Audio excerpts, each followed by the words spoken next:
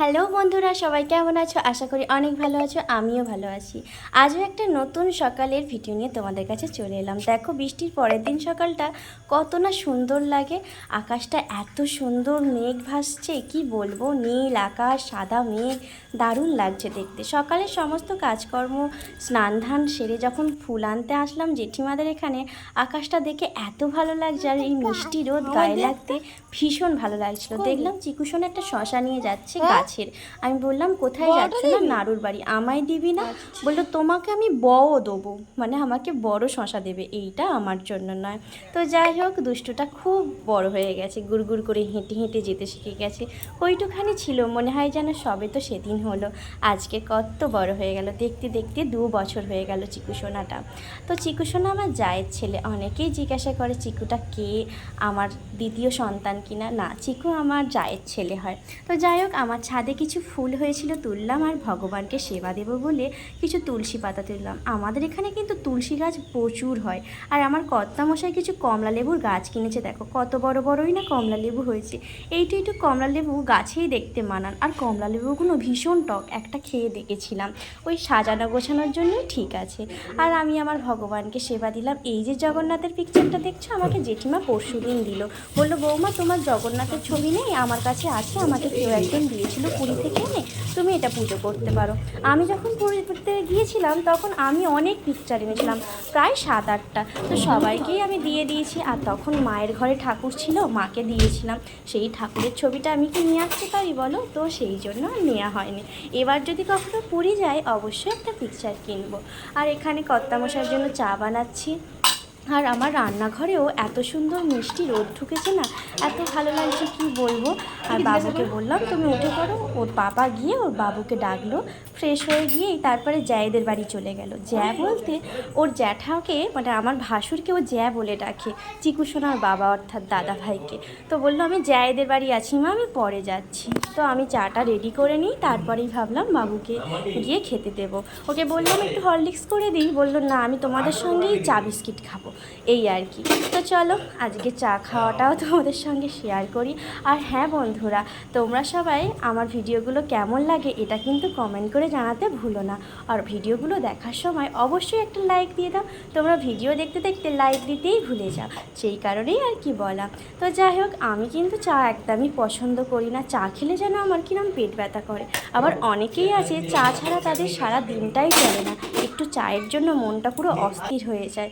আমার মাও যেমন, দিনে যদি 4বার চা হয় তার কোনো অসুবিধা নেই। আর আমার দিদা যতবার চা দেবে ততবারই খাবে, এরম একটা। আর আমার কর্তামশাই কী জানো, লিকার চা জীবনে খায়নি, সব সময় বলবে আমাকে দুধ চা করে দাও। তো যাই হোক, আর এখানে আমি কিসে রান্না করছি জানো? আজকের রান্না হচ্ছে ফুরুলি দিয়ে একটা তরকারি, আর এখানে নোটে শাক, উচ্ছে বেগুন দিয়ে একটা চচ্চড়ি, বড়ি দিয়ে ইলিশ মাছের ঝালটা কালকে ছিল, আর আমড়া দিয়ে টক ডাল। ফুরুলির তরকারি আমি মায়ের থেকে শিখেছি, আর কিন্তু এই বিয়ের পর এই প্রথম করলাম। এই মিষ্টি রোদ দেখে আমি আর নিজেকে সামলাতে পারলাম না, ছাদে উঠে একটু ভিডিও বানাতে আরম্ভ করলাম। দেখো আকাশটা কত সুন্দর। এই যে সুন্দর বলতে বলতেই বৃষ্টি আরম্ভ হয়ে গেল। সমস্ত রান্নাবান্না কাজকর্ম কমপ্লিট করে ঘরদোর মুছে যেই উঠেছি, অমনি বৃষ্টি এসে পৈটেটা পুরো ভিজিয়ে দিল।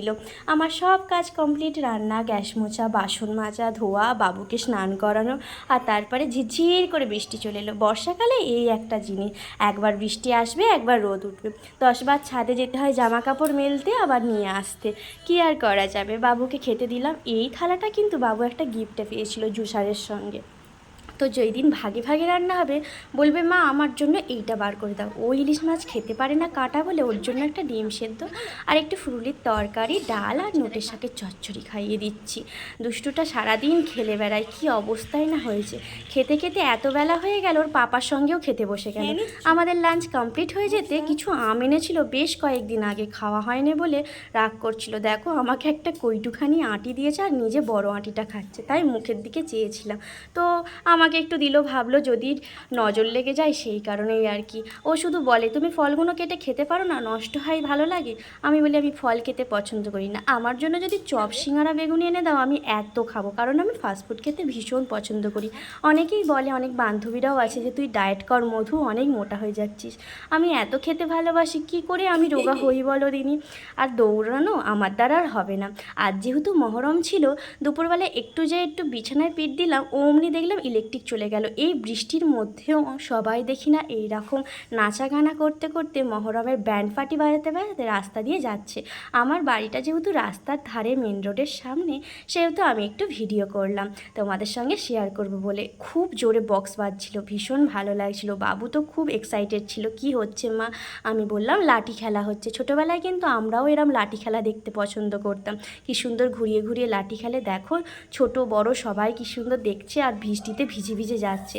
তো বৃষ্টির ওয়েদারে কর্তামশাই একটু ফুচকা আর তেলে ভাজা আনলো, পেঁয়াজি, সিঙ্গারা, চপ। উফ, আর কি লাগে! বৃষ্টির বিকেলটা পুরো জমে গেল আমার।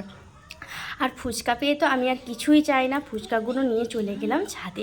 বাবু আর আমি মিলে বসে বসে খেলাম। কর্তামশাইকে বললাম কি গো খাবে না? বললো না। আরে কেউ না খেলে আমার ভালো, আমি সব খাবো, কারণ আমি ভীষণ ফুচকা পছন্দ করি। আমার বাবু একটু সিঙ্গারা খাচ্ছিল, সেটা আমাকে জোর করে দিল। আমি আটা মাখছিলাম, ঘেমে স্নান হয়ে গেছি। সেই যে ইলেকট্রিক গেছে দুপুরবেলায়, এখনও আসার নাম নেই।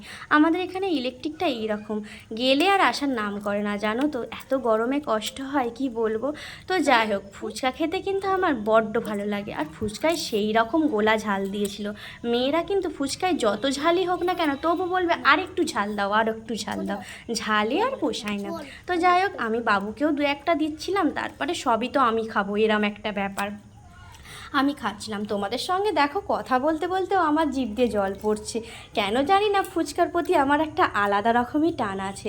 উফ, ফুচকা পেলে আমি মনে হয় সব ছেড়ে দেবো। সত্যি বলতে গেলে রুটি করছিলাম, রুটির আটা মাখা হয়ে গেছে, কিন্তু দেখো রুটি না বেলা না শেখা বন্ধ করে দিয়ে এসেই আগে ফুচকাটা খেয়ে নিলাম। শুভস্য শীঘ্রম, তোমরা কি বলো? আগে কোথায় একে বৃষ্টির ওয়েদার, ফুচকাগুলো কোথায় নরম হয়ে যাবে, তার আগে বাবা আমি খেয়ে নিই মচমচে থাকতে থাকতে। তবে কিছু ফুচকা টক জল পড়ে নরম হয়ে গিয়েছিল। তো যাই হোক, ফুচকা আমার হলেই হবে। তো আমার ভিডিওগুলো যদি ভালো লাগে বন্ধুরা, অবশ্যই লাইক করো। যারা সাবস্ক্রাইব করোনি অবশ্যই সাবস্ক্রাইব করে দিও। তোমাদের এক একটা সাপোর্ট আমার খুব কাজে লাগে। তোমাদের ভালোবাসায় আমি অনেক দূর এগিয়ে যেতে পারবো। আর তোমরাও সুস্থ থেকো, ভালো থেকো, আর আমার ভিডিওগুলো দেখতে থেকো। তো যাই হোক, আমার ফুচকা খাওয়া প্রায় কমপ্লিট। আমি কিন্তু ফুচকার লাস্টে শুকনো চুরমুড়ে খেতে বা শুকনো ফুচকা খেতে ভীষণ পছন্দ করি। লাস্টের দুটো কিন্তু আমি শুকনোই খাই। আর যদি কোথাও যাই তখন বলি আমাকে একটু স্পেশাল দাও। দেখো ফুচকা খেয়ে ঘেমে ঝালে উয়া করছি, তবু খেয়ে ছাড়ছি। লাস্টে যেটা রয়েছে সেটাও কিন্তু আলুটা চেটে চেটে খাচ্ছি। এরকম মেয়ে কোথায় পাবে রে বাবা। টক জলটাও ছাড়িনি, আমার টক জল খেলে অত হয় না, তবুও খাচ্ছি। দেখো চেটে চেটে, তোমরা ভাববে কি মেয়ে রে বাবা। দেখো কি সুন্দর চাঁদ উঠে গেছে এই বেলাতে, কি সুন্দর বিকেল গধূলি বেলা। আর এই গরুর দল বলবো না তো কি বলবো, সবাই একসঙ্গে বার হয়েছে। সব মহরমের সবাই যাচ্ছিলো কি না, আমি বললাম যাও যে যার সে যায় বাড়ি চলে যাও, আবার বৃষ্টি আসবে। তো যে যার সে যায় বাড়ির দিকে চলে গেল, আর আমার বাবুকে নিয়েও আমি বাড়ি চলে এলাম। আকাশটা কতটা সুন্দর লাগছে দেখো, পুরো পড়ন্ত বিকেলবেলায় গধূলি বেলায়, কি সুন্দর তাই না? এইসব প্রাকৃতিক দৃশ্য মিস করলে চলবে না, তোমরা কি বলো? তো সন্ধ্যার সময় আমার বাবা একটা এনেছিল এই সানড্রপের পিনাট বাটার, সেটা আমি খেয়ে দেখলাম। এইগুলো যত খেতে বারণ করে আমার মনে হয় ততই ভালো লাগে। তো বাবু খাচ্ছিল দেখি আমিও একটা টেস্ট করলাম, বেশ ভালো লাগলো। তো আমার ভিডিওটা আমি এখানেই শেষ করছি। ভালো লাগলে বন্ধুরা অবশ্যই করে লাইক করো। থ্যাংক ইউ বন্ধুরা।